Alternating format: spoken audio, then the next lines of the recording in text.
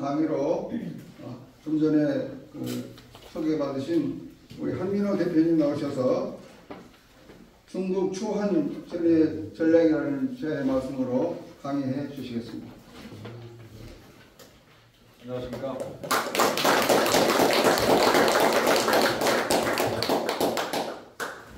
저같이 이렇게 주변 머리가 없는 사람을 이 귀한 자리에 세워주신 하나님께 감사드리고 또 저를 불러주신 우리 나라사랑 동지회 회장님과 또 회원 여러분께 진심으로 감사드립니다. 정말 귀한 자리라고 생각합니다. 여기가 여러분 한국통일진흥원이죠? 이 공간이. 네. 그 독일이 통일된 게 1990년인데 독일이 통일이 가능했던, 그것도 전쟁 없이 가능할 수 있었던 제일 중요한 원인이 뭘까요? 기도죠. 기도.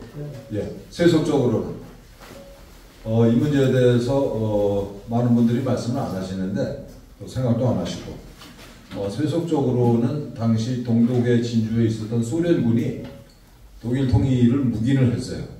그 묵인한 이유는 소련이 무너지기 직전인 상태에서 미국과 서방 진영이랑 타협을 했습니다. 독일 통일을 방해하지 않기로, 군대를 동원하지 않기로. 이게 세속적인 의미에서는 독일 통일의 제일 중요한 요인이죠. 이런 많은 분들이 이런 얘기를 안 하는데, 여러분들 김정은 정권이 무너지면은 통일이 될까요? 어떻게 생각하십니까? 왜 안 될까요? 중국이 있어서 주변국의 이해관계 때문에 중국 공산당이 바로 진군하죠. 이게 제일 큰 원인입니다. 중국 공산당이 친중 정권을 바로 세울 거예요. 그래서 여러분 대한민국이 평화 통일할 수 있는 유일한 경로는 뭘까요? 중국 공산당이 먼저 망해야 통일이 가능한 겁니다. 예, 이 생각을 별로 하시는 분들이 안 계세요. 그래서 오늘 제가 말씀드릴 내용의 주제는 이 중국 공산당을 빼고 애국이랄지 무슨 통일이랄지 이런 얘기를 하는 거는 표적을 겨누고 총을 쏘는 게 아니라 이 하늘에다 대고 총을 쏘는 거다 라는 말씀을 드리고자 합니다. 북한과 주사파의 배후가 뭘까요? 중국 공산당이죠. 예. 그래서 우리의 주적은 북한이 아니고 북한의 배후에 있는, 또 국내에 있는 주사파들이 주적이 아니고 이 북한과 주사파를 둘 다 배후에서 조종하고 있는 중국 공산당입니다. 저희 이재명과 민주당의 충성의 대상이 어딜까요? 저는 중국 공산당이라고 생각해요. 이재명이는 그 사드 얘기가 처음 시작이 됐던 2016년부터 줄기차게 사드 배치를 반대했습니다.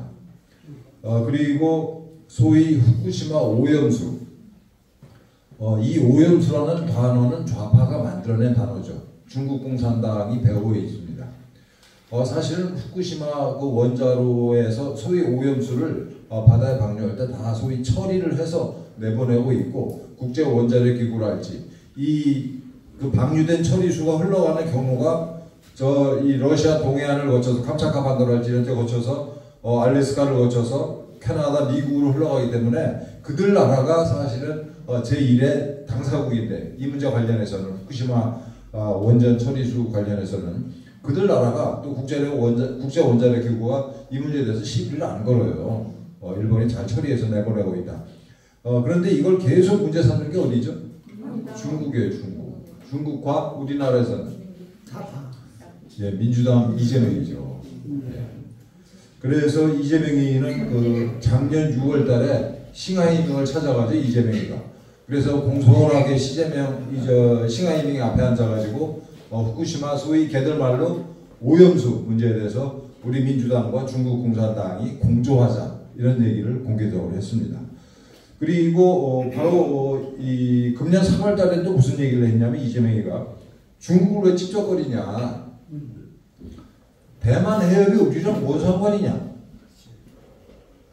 여러분 대만 해협을 우리 자유진영이 중국 공산당한테 뺏기면 서태평양을 중국 공산당한테 다 뺏기는 거예요. 그리고 우리는 석유를 서태평양을 통해서 석유를 수입하고 물건을 내다 파는데 대만을 뺏기면 어떻게 되겠습니까? 우리는 중국 공산당한테 계속 종노릇을 할 수밖에 없어요. 그래서 이 암살당한 아베 일본 수상이 대만 유사는 일본 유사다라는 말을 했어요. 대만에 뭔 일이 생기면은 그건 일본의 문제다. 근데 우리는 어떻습니까? 대만 문제에 대해서 예, 대만 유사는 한국 유사예요. 우리가 이렇게 생각이 없습니다. 이재명이 그런 말을 한 거예요. 대만 해협이 우리랑 뭐 상관이냐. 그리고 그 전에 문재인은 또 중국 공산당한테 무슨 약속을 했습니까? 3불 1 하는 약속을 했어요. 3불 1하는 뭐냐면 사드를 추가 배치하지 않는다. 또 이 미사일 방어망을 구축하지 않는다. 그 다음에 한미일 군사동맹을 맺지 않는다가 3불이고 1하는 박근혜 정부 때 들여온 이미 들여온 사드를 가동을 안 한다가 1한이에요. 이런 미친 약속을 문재인 정부는 했던 거죠. 그리고 2011년 12월 달에 급하게 시진핑한테 불려가가지고 우리는 이제 가는 문재인이는 국빈 방문이다라고 포장을 했지만 사실은 가가지고 그야말로 조인트가 가지고 왔었죠. 3박 4일 동안 밥 8끼를 혼밥을 하고 수행원들이 중국 애들한테 폭행당했잖아요. 공공연하게. 이때 시진핑의 중국 공산당이 문재인을 불러다 이렇게 그야말로 무참하게 박살을 낸 이유는 바로 한 달 전에 11월 달에 트럼프 미국 대통령이 이 한국을 방문해요. 그래가지고 이 공동 성명을 원래 두 나라 이 대통령이 만나면 공동 성명서를 발표해야 되는데 문재인이가 극구 중국 눈치 보느라고 극구 그걸 반대해가지고 공동 성명을 발표를 못하고 공동 기자회견을 했어요. 근데 이 공동 기자회견의 실질적인 내용이 뭐냐면 3불 1한의 약속을 짓밟는 거예요. 그래서 미국의 첨단 무기도 배치하고 한미일 간의 군사협력을 긴밀하게 하고 뭐 다 이런 내용들이에요. 그러니까 2017년 11월 달에 트럼프가 한국에 와가지고 3불 1한 그거 아니야. 그런 내용의 이 공동 기자회견을 한 데에 대해서 중국 공산당이 분기탱천해가지고 문재인을 불러들인 거죠. 너 이거 뭐야? 이런 배경을 처음 들어보셨나요 혹시? 예, 이거 사실은 신문에 다 나오는 건데 날짜가 떨어져 있어가지고 연결을 못 시키고 있어서 그래요. 그리고 우리나라의 300명 국회의원 중에 100명이 넘는 국회의원이 주로 이제 민주당이고 거기 한 30명 정도는 국힘당 의원입니다.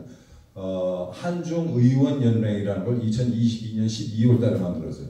여러분 우리나라에 한미의원연맹이 있을까요? 없을까요? 없어요. 한미의원연맹이 없는 나라가 한중의원연맹을 그것도 3분의 1이 넘는 의원들이 가담을 해서 만들었습니다. 중국에는 의회라는 게 있나요? 우리 국회에 해당하는 거? 없죠. 전국인민대표대회라는 게 있는데 전인대 의원 되기 위해서 형식상 투표하는데 투표 아무 의미가 없고 공산당이 다 지명해서 긁어모은 거수기가 바로 전인대죠. 그런 전인대랑 우리 국회가 결의를 한다. 이건 명백하게 중국 공산당의 공작에 협조하는 거죠. 저는 간첩들이라고 합니다. 그래서 우리가 왜 중국 공산당을 연구해야 되는지 감이 잡히시죠? 대한민국의 주적은 중국 공산당이에요. 그래서 이 북한 얘기하고 남한의 주사파 얘기하고 민주당 욕하고 이재명 욕하면서 거기서 그치면 그 표적을 정조준하지 않는 거죠. 예, 가다가 만 겁니다. 중국 공산당이 적이다라고 지적을 해야 돼요. 중국 공산당은 놀랍게도 우리가 독재를 해야 한다라고 공언을 하는 집단이에요. 중국 공산당뿐만 아니라 공산당이 그렇죠. 예, 우리는 독재를 해야 돼라고 주장하는 집단이에요. 공산당이라고 그런지 소위 이제 프롤레타리아 독재라는 거죠. 그래서 우리 국민 모두가 평등하게 잘 살기 위해서 우리가 공산혁명을 했어. 그런데 자본주의 잔당이 남아있기 때문에 또 우리 주변에 자본주의 반동 세력들이 있기 때문에 이것들을 다 청소하기 전까지는 우리 계속 독재를 해야 돼. 라는 게 프롤레타리아 독재 이론이에요. 이걸 공공연하게 내놓고 독재를 하는 놈들이 공산당입니다. 프롤레타리아 독재라는 단어는 들어봤지만 그게 뭘 의미하는가에 대해서는 사람들이 잘 몰라요. 그런데 이 공산당은 프롤레타리아 계급을 어떻게 볼까요? 무식하고 무능한 집단이다. 인민대중은. 그래서 어떻게 우리 전위당이 혁명을 위해서 헌신하는 우리 공산주의자들이 만든 당이 이 프롤레타리아 계급을 이끌어야 돼. 이것도 걔들이 공개적으로 하는 말이에요. 그래서 프롤레타리아 독재는 실제는 누구의 독재가 되겠습니까? 공산당의 독재가 되는 거예요. 그래서 공산당이 계속 독재를 해야 돼. 이건 시한도 없어. 언제까지 우리 공산당이 독재를 하겠다는 얘기가 전혀 없어요. 저걸 다 청소할 때까지 공산당이 독재를 해야 되는 거예요. 이걸 드러내놓고 공공연하게 얘기를 하는 놈들이 이제 공산당입니다.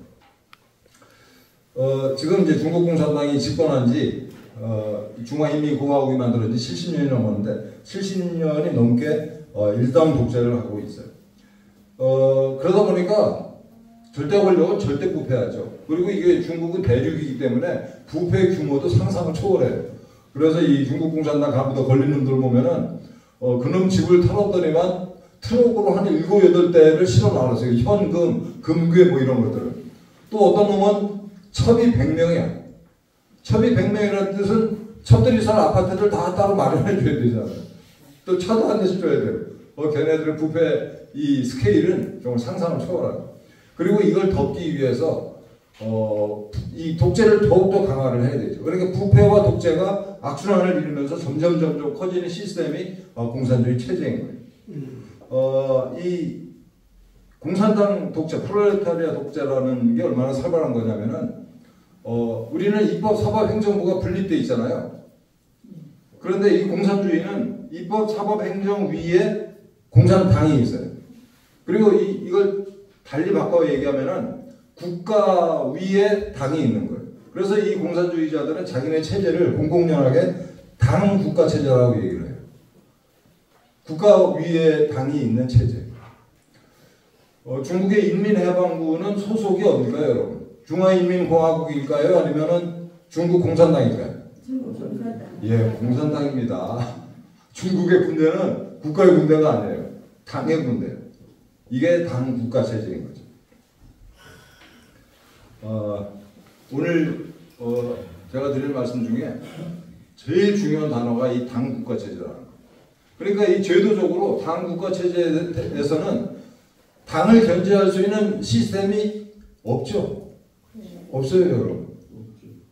그렇기 때문에 계속 썩어가는 겁니다.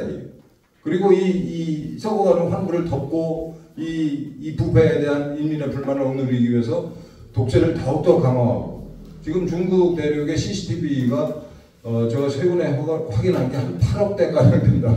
CCTV가.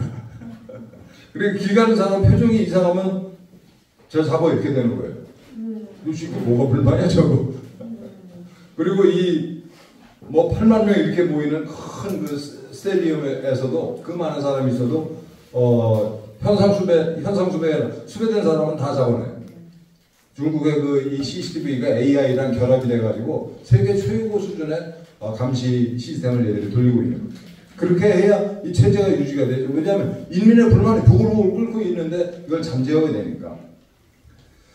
그래서 중국 공산당을 비롯한 공산주의자들은 계속 전쟁 중이에요. 그 내부적으로는 인민의 적이 돼버렸잖아요, 이미. 그렇죠?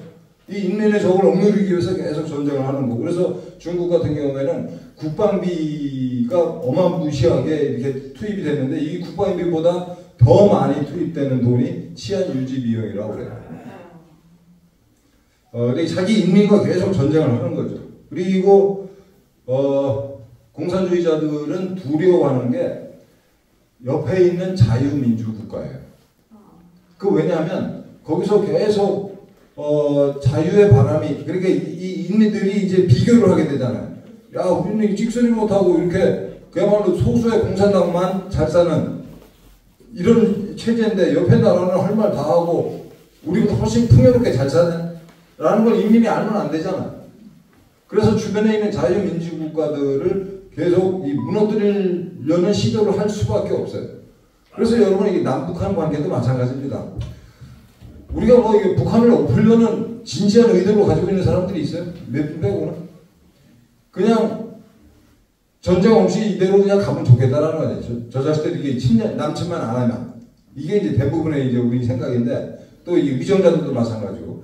우리 위정자들 중에 행정부에 있거나 국회의원들 중에 진지하게 저 북한 공산당을 때려잡아야 된다 이런 생각하는 사람은 거의 없다고 저는 보고 있습니다. 근데 북한은 어때요? 우리의 대한민국의 존재 자체가 쟤들에 대한 체제적 위협이에요. 대한민국이 존재한다는 것 자체가. 그러니까 우리는 공존하고자 하더라도 저것들이 우리랑 공존을 못하는 거예요. 이 단적인 예가 홍콩 케이스죠. 홍콩은 중국 공산당 입장에서는 황금알을 낳는 거위였었어요. 홍콩을 통해서 외국 자본들이 대거 들어와서 홍콩을 거쳐서 이제 본토로 투자가 되는 건데, 그 다음에 중국 공산당 간부들 입장에서는 자기네들이 중국에서 이렇게 저렇게 긁어모은 돈을 홍콩 통해서 빼돌리기도 하고, 홍콩에 이게 파킹을 하기도 하고. 그러니까 중국 공산당 입장에서는 홍콩이라는 존재가 너무나 귀한 존재인데, 홍콩을 이겼죠. 그 왜냐하면 홍콩을 그대로 두고서는 체제를 유지할 수 없으니까. 그래서 중국 공산당은 내부의 적, 즉 인민이 내부의 적이에요. 또 외부에 있는 자유민주 진영의 모든 국가들이 적인 거죠. 내외의 적과 상시적으로 전쟁을 해야 하는 놈입니다. 중국 공산당의 목표는 뭘까요, 여러분? 이 중국 공산당의 지배 체제를 영원히 계속하고 또 세습시키는 거. 이건 수밖에 여러분들이 공산당 간부라고 생각을 해보십시오. 이렇게 이 꿀단지를 누구한테 주겠어요? 이거 관행은 자식들한테 주고 싶겠지. 이게 이제 내부적인 목표고, 두 번째는 이 세계 정복이에요. 아까 말씀드린 것처럼 주변에 자유민주주의 체제가 존재한다는 것 자체가 중국 공산당 입장에서는 견딜 수가 없는 위협인 거죠. 다음에 중국 공산당의 무기가 뭔가에 대해서 잠깐 말씀드리겠습니다. 이 중국 공산당의 무기는 첫째는 공산당이라고 하는 조직 자체예요. 이게 이 공산당 당원이 되면은 엄청난 특혜가 따라오기 때문에 이 당원들끼리 똘똘 뭉쳐서, 물론 내부에 이 상층부로 올라가게 되면은 차지할 수 있는 자리가 한정되기 때문에 치열하게 권력 투쟁을 벌이지만 기본적으로는 당원들끼리는 다 동지죠. 또 중국에서 최고 엘리트들이 당원이 됩니다. 그래서 당이라고 하는 조직이 이제 첫 번째 무기고, 두 번째 이제 선전, 이 중국 공산당의 모든 움직이 쓰는 중요한 무기예요. 국민들을 세뇌시키기 위해서. 세 번째로는 통일전선이라는 거고, 그리고 이제 중요한 게 군이죠. 이 통일전선은 말이 어렵게 들릴 수 있는데 아주 간단한 겁니다. 적을 고립시키고 아군을 최대한 많이 늘리는 거예요. 이게 통일전선입니다. 그러니까 이거는 공산당만의 무기가 아니죠. 이게 인류 역사상 동서고금을 막론하고, 또 동양이건 동서에 들어가 있거든요. 동서고금을 막론하고 싸움의 대원칙이에요. 싸움은 이렇게 해야 되는 거죠. 우리 우파진영 통일전선에 대해서 늘 고민을 해야 돼요. 우리 조금만 이게 차이가 나면 그거 가지고 박터지게 싸우는데, 우파진영끼리 우파진영의 통일전선에 대해서 고민을 해야 되는 거죠. 중국 공산당은 아까 말씀드린 것처럼 이게 중화인민공화국을 설립하고 나서도 부단히 이제 그 내부의 적, 인민과 싸우고 외부의 적과 싸우기 때문에 이 통일전선을 계속 유지를 할 수밖에 없습니다. 그래서 중국 공산당의 핵심 조직이 통일전선 공작부예요. 중화인민공화국을 이제 수립하고 나서 그 소위 이제 반동 세력은 다 정리를 해버렸잖아요. 모든 조직을 해체시켜버리고. 그런데 중화인민공화국 설립 이후에 중국 공산당 입장에서 최대의 적이 뭘까 혹시 생각을 해보셨어요? 최대의 적이 뭘까? 대만. 대만이 이제 대만은 사실 미국 때문에 그 손을 못 대는 거고, 대외적으로는 당연히 미국이고 옳은 말씀입니다. 대만 배후에 있는 미국. 내부적으로는 여러 번 종교의 종교. 중국 공산당이 나머지는 전부 다 없애버렸는데 해체시키고 종교는 어떻게 이거 손을 대기가 너무 이게 이 골치 아픈 거예요. 더군다나 이게 기독교랄지 뭐 이런 종교들을 신도들이 뭐 한 1억 명 이상씩 되는데 그래서 모든 조직을 파괴하고 제일 꺼적시근하게 남은 게 이제 중국 공산당 입장에서는 종교입니다. 그래서 아까 말씀드린 통일전선 공작부 산하에 종교 사무국이라고 하는 종교를 대상으로 한 통일전선 공작을 펼치기 위한 조직을 따로 운영을 하고 있어요. 굉장히 강력한 조직이에요. 그래서 기독교 같은 경우에는 소위 삼자교회라는 걸 만들어가지고 중국의 기독교인들과 서방 기독교인들과의 관계를 잘라버리고 이 중국 기독교를 이제 공산당 손바닥 위에 올려놓고 관리를 하고 있어요. 삼자교회. 그게 통일전선 공작의 대표적인 사례입니다. 또 여기서 제가 말씀드리고 싶은 게 이제 파룬궁이라는 건데 참고로 저는 서울이 집사입니다. 파룬궁이 불교의 한 종파예요. 그런데 이 사람들이 공산당이 초반에는 이게 별게 아닌 줄 알고 손을 안 대다가 갑자기 이제 신도 수가 확 늘어났어요. 한 1억 명 가까이 신도가 이제 생겨버린 겁니다. 그리고 이 사람들이 놀라운 실력을 보여줬는데 1999년 4월 25일 날 중남해라고 북경에 베이징에 그 중국 공산당 고위층이 모여 사는 동네가 있어요. 중남해 인근에 중국 공산당의 감시를 뚫고 10,000명의 파룬궁 신도들이 모였어요. 중남해 인근에. 그래서 중국 공산당이 깜짝 놀랐죠. 이렇게 철동같이 방어하고 감시하는데도 10,000명이나 중남해 근처에 모였다. 그래서 이때 더욱더 대대적인 이제 탄압이 들어갑니다. 아까도 말씀드린 것처럼 통일전선이라는 것은 공산당의 전유물이 아니고 전쟁의 대원칙이에요. 그리고 춘추전국 시대 우리가 합종연횡이라는 단어를 보셨죠. 합종연횡을 어렵게 풀어쓴 게 이 통일전선이라는 겁니다. 아까도 말씀드린 것처럼 우리도 통일전선을 펼쳐야 되는 거죠. 그래서 파룬궁 관련해서 이 교회에서 굉장히 의구심을 가지고 보시는 경우가 많은데 중국 공산당이라고 하는 주적을 때려 부수기 위해서 파룬궁과 공동전선, 연합전선, 통일전선을 펼쳐야 된다는 게 저희들 생각입니다. 그래서 중국 공산당을 쓰러뜨린 다음에 하나님의 뜻으로, 하나님의 힘으로, 하나님의 능력으로 파룬궁 신도들을 좀 전도를 하면 될 거 아니에요. 주적이 있는데 그 주적을 상대로 파룬궁도 싸우고 우리도 싸우고 있는데 이 공동의 적을 앞에 두고 공동의 적과 싸우는 여러 계파가 자기들끼리 싸우면 뭔 일을 하겠어요? 아무거나 할 수가 없죠. 그래서 저는 거듭 말씀드리는데 중국 공산당이 쓰고 있는 통일전선 공작을 우리도 해야 된다라는 말씀을 드립니다. 중국 공산당의 또 하나 강력한 무기는 인구죠, 인구. 긴 말씀을 좀 짧게 드리면 소위 이제 우마오당이라고 그래가지고 이 인터넷 이 댓글 부대가 중국에 이제 4천만 명이라고 해요. 4천만 명. 우리나라에 와 있는 중국인들이 조선족 포함해서 한 130만 명 된다고 그러고요. 중국인 유학생들이 6만 7천 명이에요. 그래서 중국 공산당이 지령을 내리면 대한민국의 인터넷은 사실 걔들이 금방 접수할 수가 있어요. 다 점령할 수가 있습니다. 저희들이 본격적으로 실력 발휘를 안 하고 있는 거죠. 그리고 이 우리나라에 참 특이한 제도가 있는데 영주권 얻는 건 별거 아닙니다. 외국인들이 들어와서 영주권 얻는 거는. 영주권을 획득하고 3년 지나면은 지방선거 투표권을 줘요. 도지사랄지 또는 이번에 서울시에서 했던 교육감 선거랄지 시도 의원 선거 이런 거 다 이제 외국인들이 참여할 수 있는데 굉장히 중요한 사건이 하나 있었어요. 2021년 지금부터 3년 전 6월 달에 이 지방선거를 했는데 그때 경기도지사 김동연이가 김은혜인가 당시 그 국힘당 후보였던 김은혜보다 더 얻은 표가 겨우 8,900표예요. 8,913표. 경기도에 살고 있는 영주권자로서 투표권을 가지고 있는 자들이 3만 명이에요. 어떻게 생각하십니까, 여러분? 이 지방선거 직전에 김동연이가 중국인들이 모인 그 야외 집회에 가서 저쪽 한켠에 저 태국에 있는 자리에 오성홍기가 그날 마신 바람이 많이 불었어요. 오성홍기가 펄럭이는 가운데 김동연이가 가서 중국인들 앞에서 여러분 저를 지원해 주십시오라고 유세를 했어요. 이게 이 3만 명이 얼마 안 되는 숫자 같았는데 지금 조금 아까 말씀드린 이 표 차이에서도 알 수 있는 바와 같이 우리나라는 또 선진국은 대부분 박빙의 선거를 해요. 그러니까 여야 사이에 표 차이가 크지 않아요. 그렇기 때문에 이 얼마 안 되는 중국인들이 캐스팅 보트를 쥐고 있는 거예요. 굉장히 무서운 현상이에요.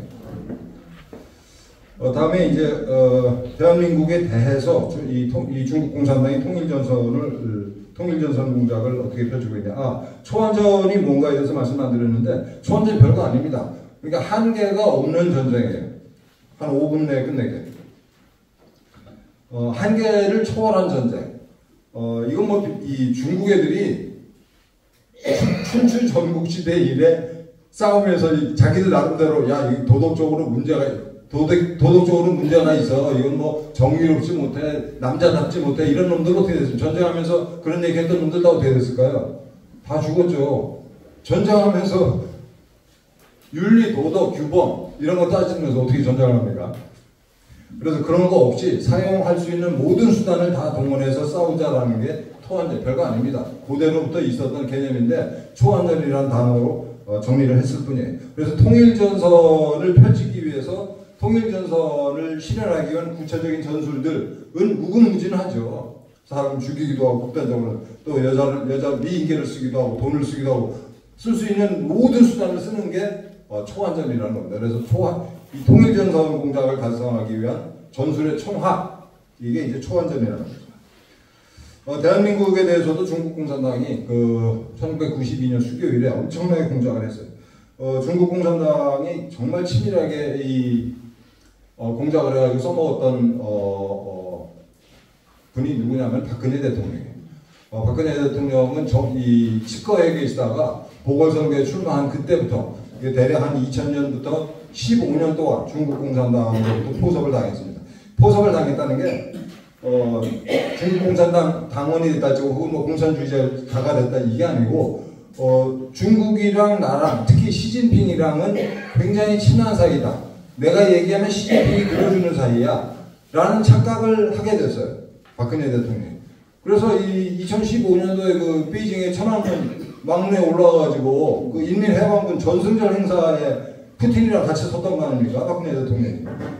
그러니까 이 양반이 그랬던 이유는 나랑은 내 얘기를 하면 들어줄 놈들이다. 중국 공산당이. 라는 착각에 빠졌어요.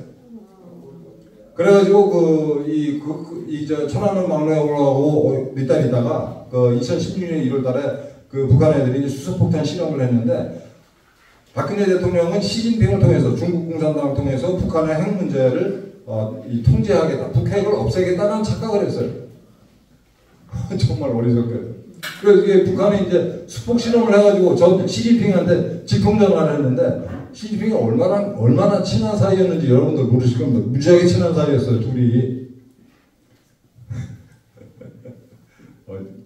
재밌는 얘기가 많은데 시간 관계상.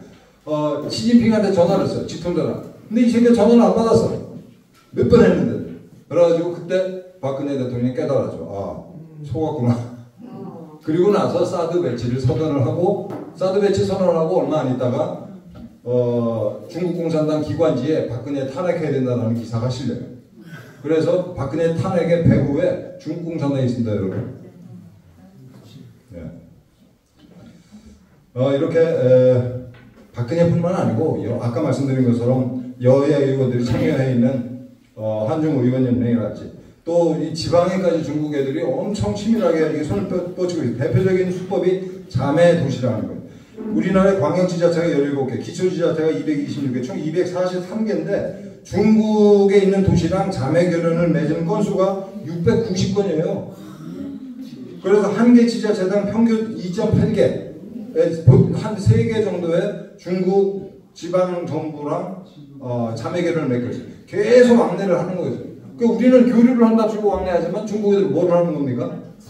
예, 공작을 하는 거죠. 또 지방, 아까 제가 쓴 용어에 주목을 하셔야 되는데 중국은 지방 정부예요, 지방 정부. 그리고 이 중국 공산당의 아주 치밀한 중앙 집권적인 통제 하에있죠, 다. 근데 우리 지자체들은 뭐예요? 말 그대로 지방 자치단체들이죠. 상대가 되겠습니까? 중국 공산당이라고 하는 그 거대한 조직의 일사불란한 지휘 하에서 공작을 벌이는 개별 지방 정부들과 우리는 다 따로따로 모래알들이 지방자치단체가 하나당 3개씩이나. 여러분 서울시는 있잖아요. 무려 9개 지방정부랑 서울시 각 구청별로 다 따로 교류를 하고 있고 서울시 본청이 무려 9개 베이징, 상하이, 충칭을 비롯한 9개 지방정부랑 결론을 맺고 있어요. 정말 치밀하게 촘촘하게 얘들이 공작을 해오고 있는 겁니다. 경제적으로는 말할 것도 없죠. 삼성, 현대, LG, CJ 다 중국에서 공장 돌리고 있고 이런 대기업들이 반중할 수 있겠습니까? 거기다가 무수한 중소기업들 반중 절대 못해요. 그 다음에 교육, 우리 강석정 목사님과 제가 하고 있는 공자학원 전 세계에서 가장 많습니다. 39개. 또 유학생, 중국에서 박사학위를 딴 애들이 1767명이에요. 이 박사학위 따고 온 애들이 한국에 돌아오면 누구를 대변하겠습니까, 여러분? 중국을 대변하는 거죠. 그래서 이것도 재밌는 얘기들이 많은데 시간 관계상 이제 결론을 말씀드릴게요. 제 얘기의 결론은 처음에 말씀드렸던 거예요. 중국 공산당이 우리의 주적이라는 거예요. 중국 공산당을 염두에 두지 않고 우리 애국운동하는 거는 진짜 엉뚱한 데다 총을 쏘는 거다. 중국 공산당을 염두에 두고 우리가 애국운동을 해야 된다라는 말씀 드립니다. 다행히 우리 국민들은 대한민국 상층부 아까 말씀드린 모모한 국회의원들이니 등등 경제인들이니 잘 나가는 사람들 중에는 중국 공산당에 포섭된 놈들이 부지기수지만 우리 국민들의 80%는 반중이에요. 그래서 민주당과 주사파의 배후이자 약점이기도 한 게 바로 중국 공산당입니다. 그래서 우리가 이들의 이 약점을 즉 중국 공산당을 공격하는 게 굉장히 중요하다. 그래서 제가 우리 강석정 목사님 모시고 중국 공산당 실체 알리기 운동본부 그리고 중국 공산당 아웃이라고 하는 두 개 단체를 같이 하고 있는데요. 정말 우리 목사님께 제가 별명을 하나 지어드렸는데 천인 28호입니다. 정말 강철 같은 체력으로 헌신적으로 정말 전국을 누비면서 반중 운동을 하고 계세요. 목사님께 감사드리고 오늘 경청해 주셔서 감사합니다. 마치겠습니다.